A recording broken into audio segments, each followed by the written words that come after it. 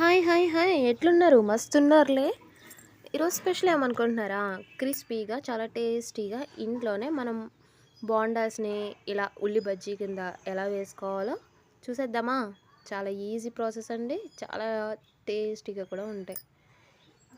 మీరు చాలా అంటే చాలా ఇష్టంగా కూడా తింటారు, పిల్లలు కూడా చాలా ఇష్టంగా కూడా తింటారు.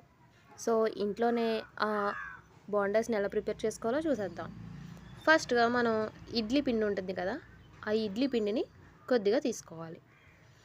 సో అది కొద్దిగా తీసుకున్న తర్వాత అందులోకి మైదా ఒక కప్పులో, అంటే నేను ఒక కప్పు ఇడ్లీ పిండి తీసుకుంటే ఒక హాఫ్ కప్ వరకు మైదా, అలాగే దానికి టేస్ట్కి సరిపడే సాల్ట్, ఒక హాఫ్ టీ స్పూన్ కాదు, పావు టీ స్పూన్లో పావు తినే సోడా, అదే కుకింగ్ సోడా అండి, అలాగే వాటర్ యాడ్ చేసి బాగా కలుపుకోవాలి.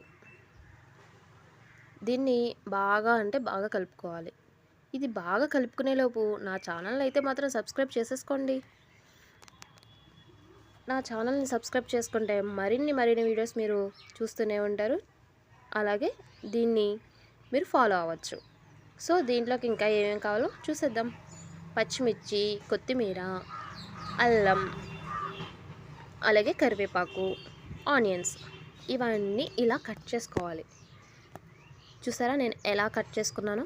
సో అలా మీరు కూడా కట్ చేసుకుని, ఇప్పుడు మనం పిండి కలుపుకున్నాం కదా, అందులో ఒక టీ స్పూన్ వరకు జీలకర్ర, అలాగే మనం కట్ చేసి పెట్టుకున్నాం కదా, అవన్నీ కూడా అందులో వేసేసి మన చేత్తోటి బాగా కలుపుకోవాలి.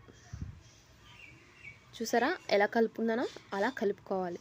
మనం ఈ గరిటెతోటి కానీ విస్కర్తో కానీ కలుపుకుంటే ఆ టేస్ట్ మనకు తెలియదు. ఇలా మనం గట్టిగా కలపడం వల్ల ఆ కొత్తిమీర ఫ్లేవరు, పచ్చిమిర్చి ఫ్లేవరు, అల్లం, ఆనియన్స్ ఇవన్నీ బాగా కలవడం వల్ల ఆ ఫ్లేవర్ చాలా బాగుంటుందండి. సో మీరు కూడా అలా కలపండి. సో అలా కలిపిన తర్వాత స్టవ్ ఆన్ చేసి డీప్ ఫ్రైకి సరిపడగా ఆయిల్ పెట్టేసుకోండి, కళాయి పెట్టి. అది ఆయిల్ హీట్ అయిందో లేదో చూసుకుని తర్వాత ఇలా బజ్జీలాగా కొద్దిగా వేసేసుకోవడమే. అంతేనండి, మన ఉల్లి బజ్జీలు అయితే రెడీ అయిపోతున్నాయి. చాలా అంటే చాలా టేస్టీగా ఉంటుందండి. ఇది గోల్డెన్ కలర్ అంతా వచ్చేంత వరకు దీన్ని ఫ్రై చేసుకోవడమే. అంతేనండి, వేడి వేడి ఉల్లి బజ్జీలు అయితే రెడీ అయిపోతాయి. చూసారా ఎలా ఉబ్బుతున్నాయో? సో చాలా గుల్లగా కూడా చాలా టేస్టీగా కూడా ఉంటాయన్నమాట. మీరు కూడా ట్రై చేయండి. అలాగే నా ఛానల్ని అయితే మాత్రం సబ్స్క్రైబ్ చేసేసుకోండి. మీకు ఈ రెసిపీ నచ్చినట్లయితే మాత్రం వెంటనే కామెంట్ సెక్షన్లో కామెంట్ చేయండి. సో చూసారా ఎలా పొంగినాయో? సో బాగా పొంగినాయి కాబట్టి దీన్ని ఇలా గోల్డెన్ కలర్ వచ్చేంత వరకు దీన్ని బాగా ఫ్రై చేసుకోవాలి. ఇవి వేగేలోపు మనమైతే చట్నీ ప్రిపేర్ చేసేసుకుందామా. దీంట్లోకి మనం పల్లీల చట్నీ, అదే వేరుశనగ గుడ్ల చట్నీ రెడీ చేద్దాం.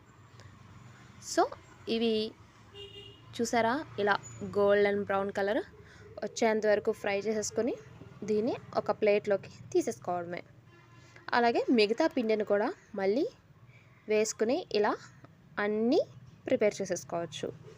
సో చాలా ఈజీగానే ఇంట్లోనే ప్రిపేర్ చేసుకోవచ్చు. మీ పిల్లలు కూడా చాలా ఇష్టంగా తింటారు. సో ఇంతలో మనం చట్నీ అయితే ప్రిపేర్ చేసుకున్నాం. దానికి కావాల్సినవి చూడండి. పల్లీలు, వేయించిన పల్లీలు, పచ్చిమిర్చి, కొత్తిమీర, అలాగే కొద్దిగా చింతపండు, కొద్దిగా సాల్ట్.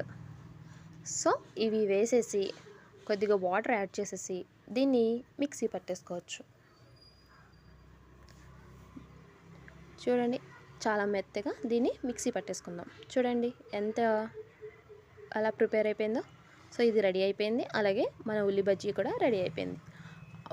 బజ్జీని ఈ చట్నీలో కానీ నంచుకొని అలా ఆస్వాదిస్తూ తింటే వారెవ్వా అనాల్సిందే. మీరు కూడా ట్రై చేయండి.